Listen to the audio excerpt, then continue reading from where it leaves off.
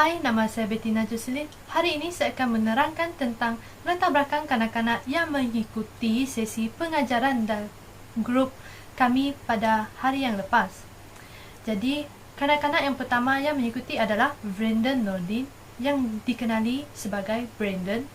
Yang kedua adalah Jenisha Jessia yang dikenali sebagai Fitri. Kedua-duanya adalah merupakan kanak-kanak yang berumur 4 tahun. Ibu bapa mereka bernama Emilda Sim dan Jessica Sim. Kedua-dua kanak-kanak ini adalah merupakan sepupu kerana ibu mereka merupakan adik-beradik. Kedua-duanya tinggal di Kampung Mentutapa, Serian, Sarawak. Kedua-dua anak ini adalah berbangsa Bidayu.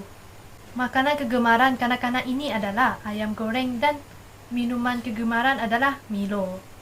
Punca masalah yang terdapat pada kanak-kanak ini adalah kedua-duanya adalah kurang untuk berinteraksi dengan orang luar seperti seorang guru kerana kedua-duanya masih belum lagi bersekolah. Dan yang keduanya adalah terdedah dengan penggunaan gadget di rumah. Hal ini telah mengurangkan kedua-dua kanak-kanak ini untuk berinteraksi di luar rumah. Masalah yang banyak berlaku dalam semasa menjalankan aktiviti sesi pengajaran ini bersama mereka adalah mereka tidak terlalu fasih dalam berbahasa Melayu kerana sering menggunakan dialek bahasa Bidayu dalam percakapan mereka dalam video pengajaran ini.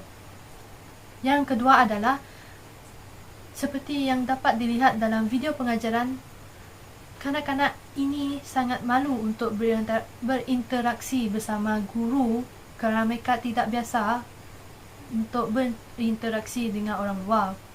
Yang ketiga adalah sedikit pelat semasa menyebut tentang warna, iaitu warna biru disebut sebagai bidu. Yang ketiga adalah mereka tidak terlalu fokus dalam sesuatu pengajaran kerana banyak gangguan yang lain yang mengakibatkan mereka tidak mampu untuk fokus dalam sesi pengajaran. Oleh itu, kumpulan kami telah menjalankan aktiviti yang berdasarkan kepada tunjang perkembangan fizikal dan estetika, iaitu mengambil standard pengajaran FK 1.1.3 yang menggunakan kemahiran halus melalui aktiviti yang melibatkan alatan. Dan tema yang kami terapkan dalam aktiviti adalah tema warna. Hai, Assalamualaikum warahmatullahi wabarakatuh. Nama saya Musfiratawati binti Saparudin. Saya akan menerangkan mengenai set induksi langkah 1 dan langkah 2. Baiklah, saya mulakan dengan set induksi terlebih dahulu. Saya mulakan dengan set induksi terlebih dahulu. Di dalam set induksi, kami menggunakan strategi belajar melalui video. Kami menggunakan wakil untuk mengajar kanak-kanak tersebut atas masalah-masalah yang tidak dapat diingini. Di dalam aktiviti pengajaran dan pembelajaran tersebut, Bettina sebagai guru telah menayangkan satu video lagu mengenali warna. Di dalam lagu tersebut terdapat beberapa warna yang dapat disebut oleh kanak-kanak tersebut. Semasa video itu ditayangkan kepada kanak-kanak, kanak-kanak juga turut sama menyebut beberapa warna yang terdapat di dalam video itu.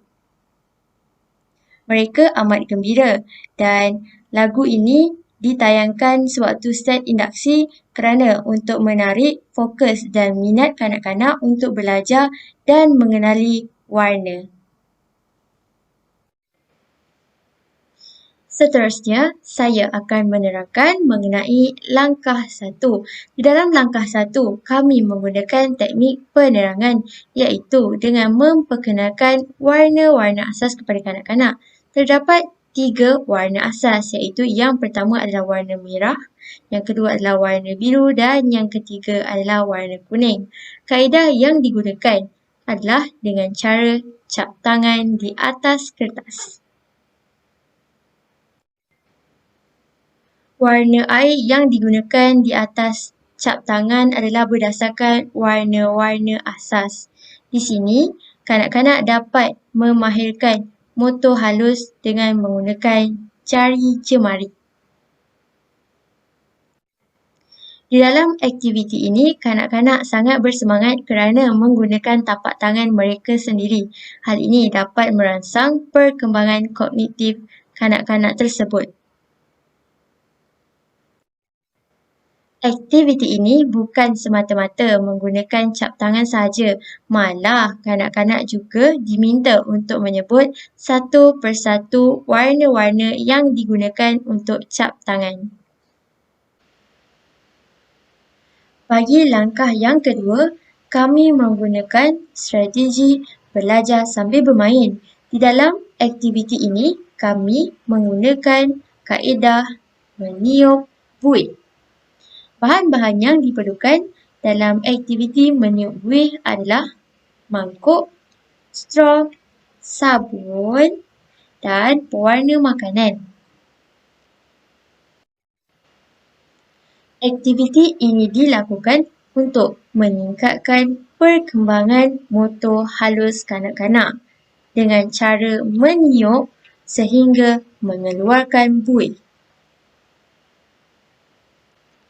Selain melakukan aktiviti ini dan dapat meningkatkan motor halus kanak-kanak itu sendiri, malah kanak-kanak itu juga dapat mengenali warna-warna yang digunakan dalam aktiviti meniup buih.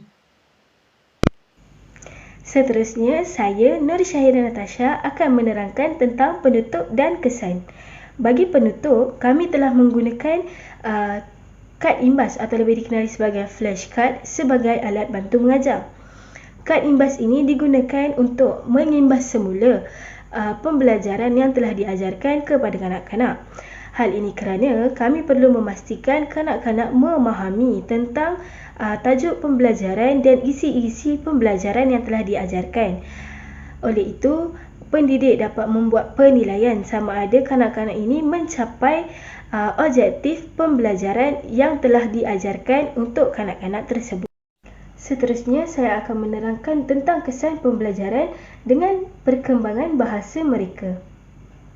Pada awalnya, kanak-kanak ini pelat kerana mereka membesar dengan bahasa ibunda mereka iaitu bahasa Bidayu. Selepas aktiviti dijalankan, mereka lebih memahami dan dapat menyebut warna-warna yang telah diajarkan dengan sebutan yang jelas.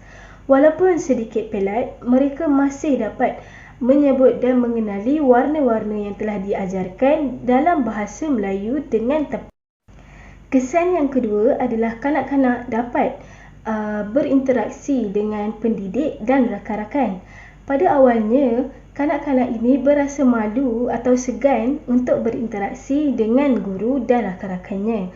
Namun, setelah aktiviti yang menarik dijalankan, kanak-kanak ini mampu berinteraksi dan berkomunikasi di antara guru dan rakan-rakan. Hal ini menyebabkan kanak-kanak ini mendapat keyakinan untuk bercakap dan berkomunikasi di antara rakan-rakan dan pendidik.